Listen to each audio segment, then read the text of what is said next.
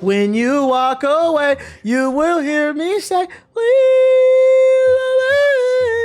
Saga. Do you want to know a crazy stat? Microsoft has shut down 4 studios in the past year alone. That's wild, right? What's even more wild is this statement that was released by Ninja Theory just before the launch of Hellblade 2. They went on to say, "Hi everyone, as we sit on the eve of the release of Hellblade 2, I wanted to thank you, our fans, on behalf of everyone here at Ninja Theory. We see and hear you when you give us such love and support, when you tell us how much Senua means to you, when you tell us how much you're looking forward to the game and how much faith you have in us to continue Senua's story in a way that does justice to the connection so many of you have to her in Hellblade. From the very beginning of Hellblade 2, we've had you in mind, and I truly hope that when you play the second chapter of Senua's story, you will find that familiar connection once again, and that also so many more people will find their way to Senua and her world too. Making video games is difficult. Much like Senua, we as a team have been guided by a conviction to achieve our quest to make a game that sinks you deep into Senua's world and take you on a journey that leaves you thinking and feeling. I believe we've achieved our quest, and I hope you agree. I'm very proud of the game, I'm very proud of our team, and I'm proud of you, our fans, who have supported us on this magical journey." At the time, this sounded like a tweet from a studio that wasn't 100% confident in what they produced, hence why this tweet from Detective C has gained so much traction online when they stated, "Yeah, this strikes me as a goodbye message, unfortunately." I think many people jumped to this conclusion because Hellblade 2 had spent 7 years in development with no clear release date up until recently. Ninja Theory is owned by Microsoft, who just shut down several studios, and there was barely any advertising for this game before launch. It left many wondering if Hellblade 2 was about to be Ninja Theory's last stand. And today,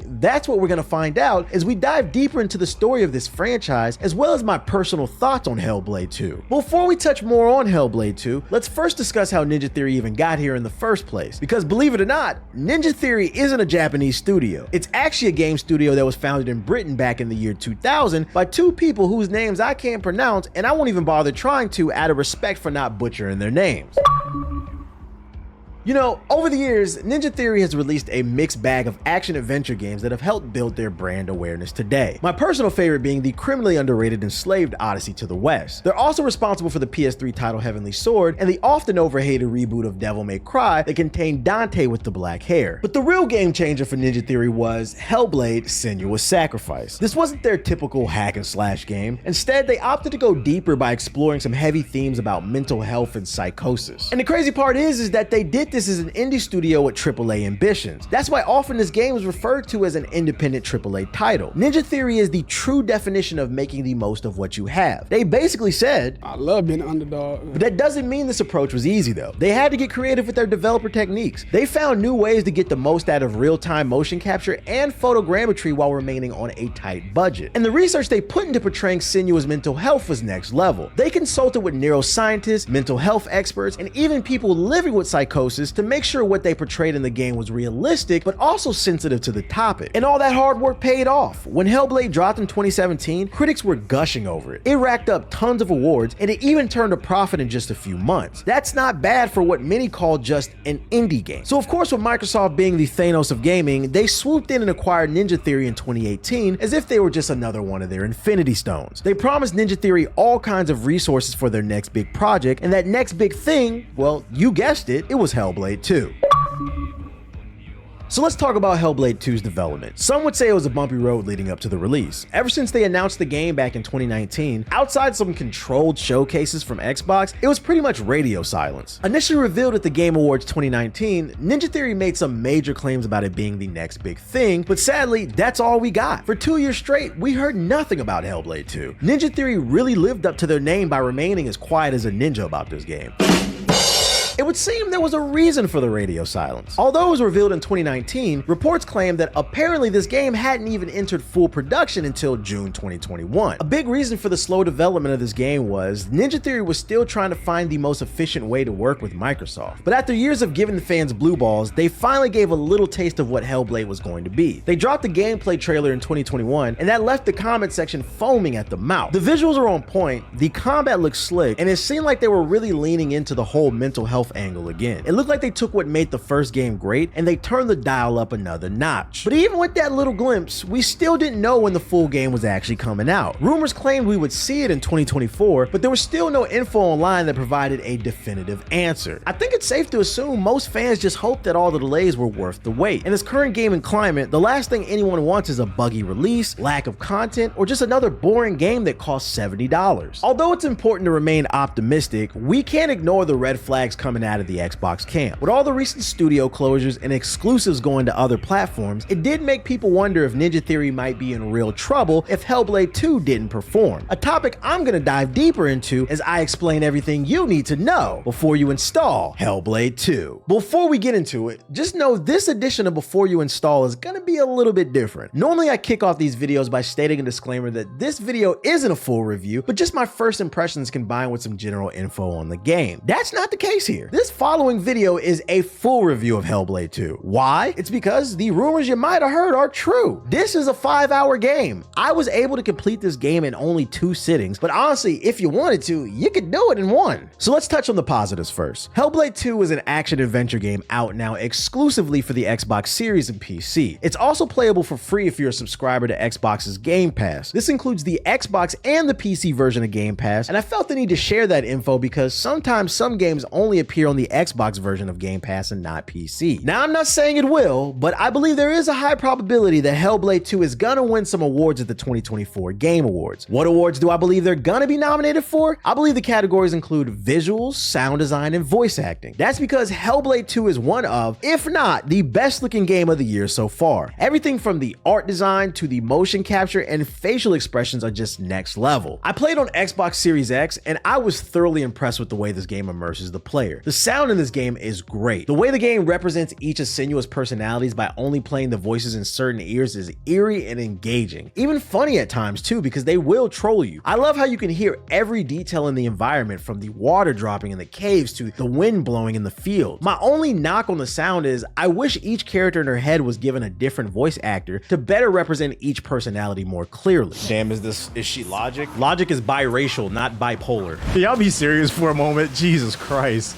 Like, that is something very different. If you didn't play the first game, do know a summary is included at the top of the game to catch you up on things. Admittedly, I didn't play the first one, but I was able to follow the story in the second game just fine. I think when the story really hits, it hits, but I do feel like the pacing in this game is very off. This game has some of the best seamless transitions between cutscenes and gameplay that I've ever seen. I recall my chat over at twitch.tv/the Black Hokage constantly mentioning how they couldn't tell if I was playing the game or if they were just watching a cutscene. Yeah, the transitions are that good. The issue is that there's far too many moments in this game where certain sections just overstay their welcome. One I can give you without spoiling anything takes place at the start of the game. Senua is struggling to climb up this muddied wall, and she's just slowly crawling and grunting, and it just lasts for what felt like 10 minutes. I get they wanted to convey that she was struggling, but it just became irritating at times. What felt like should have been cool set pieces just became a nuisance when you were ready to move on. And when they would execute this form of storytelling correctly, it was great, but it was bad. So bad that most of the time that I died, it was simply due to the fact that this game had poor pacing. I would put the controller down at times because there would be long stretches of cutscenes only for me to be hit upside my head by an enemy randomly, and I wasn't ready to fight. So if you want a game that's visually stunning with an introspective story, then Hellblade 2 is going to be right up your alley. Where this game drops the ball for me is it forgot to be a fun game. From the gameplay standpoint, this title just lacks direction. If you wanted to go a heavy cutscene route, why not make this game something akin to Telltale's Walking Dead or Detroit Become Human? People are fine with the cutscene heavy games, so as long as the story's engaging, you're given things to say and maybe there's branching storylines. Instead, what we got here is 75% cutscenes, and the 25% that is gameplay is nothing special. There's a lack of combat. The combat is very simple. I mean, there's only like 4 enemy types. I did like the cinematic take on the combat with the lack of UI. It requires the player to use context clues to know if they're winning the fight, but sadly the combat doesn't evolve from your first encounter to your last. It's basically just swing your sword, dodge, and parry. So what do these things in her brain represent?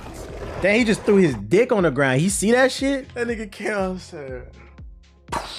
just laid that fucking dick on the ground at BBC. He said, look what you working with. The other two things you'll be doing gameplay wise include lots of walking and puzzles. And the puzzles are lackluster as well. Every puzzle in the game is pretty much the same. The game basically asks you to line up some symbols. None of them are hard. They damn near play themselves. And honestly, the puzzles just feel like a way to pad the gameplay instead of engaging the player's mind. The gameplay in this game is so lackluster that this is the first 5-hour game that I've ever played that felt like it was 15 hours. There's a section midway through this game where you essentially just walk around lighting torches. Granted, it is an environmental puzzle that requires you to light the torches in the right order, but it wasn't fun, it wasn't engaging, and it wasn't thought-provoking. It felt like a shallow way to slow down the game so the player doesn't realize this is really a 3-hour game padded by walking into a 5-hour game. I actually really liked the ending in the game story, which is the crazy part. I like the conclusion for our hero, but I am a gameplay first type of guy. You have to make your game fun if you're gonna take the whole action game route. Otherwise, just make an interactive movie with branching storylines. From my understanding from friends, the first game's gameplay is far superior to this one's. It was not only deeper, but there was more of it. I'm not sure what happened during the development of this game, but this game is just not that fun. It felt like I spent more time making my own fun. How you get a CTE from a BBL? I just told y'all don't listen. Mariah Mills has convinced herself that she is in love, that Zion is in love with her. So when she sat down to go type on her phone to get on Twitter or on her computer, however she did it, I'm gonna give Zion a piece of my, I know that nigga, he gonna have my baby. She sat down on her BBL,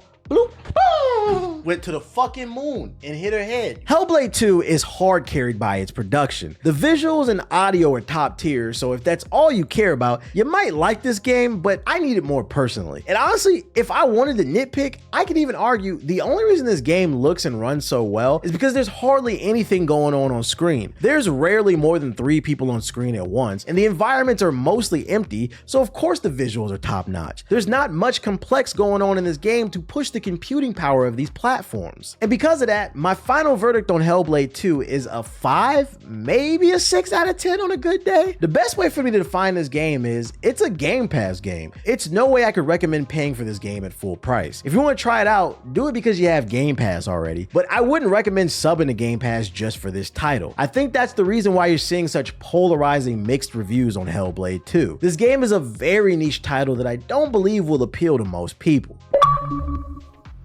Because of the way this game turned out, plus the tweet before release, many fans were stunned and now worried for the future of Ninja Theory. Microsoft recently shut down 4 studios under Bethesda's umbrella, including the studio behind the successful game Hi-Fi Rush. And despite that all, the good news is that there's a high chance Ninja Theory isn't going anywhere. According to Twitter user Jess Cordan of Windows Central, Ninja Theory is fine and their next project has already been greenlit. Now, is this an official confirmation? No, but Jess seems to be a reputable journalist with some type of insight or info, so hopefully it's true. If it doesn't turn out to be true and Ninja Theory gets shut down, blame him, not me. I just think it's great to hear more people are most likely not going to be losing their jobs. I mean, despite how you and I feel about this game, in an industry that's so driven by profit margins and market trends, that's a rare thing to get another chance. Most studios don't get that kind of support, especially from a Fortune 500 like Microsoft. They are usually on a short leash, and if they don't perform, well, they get taken out back like... There's no hope for him now, Travis. He's suffering.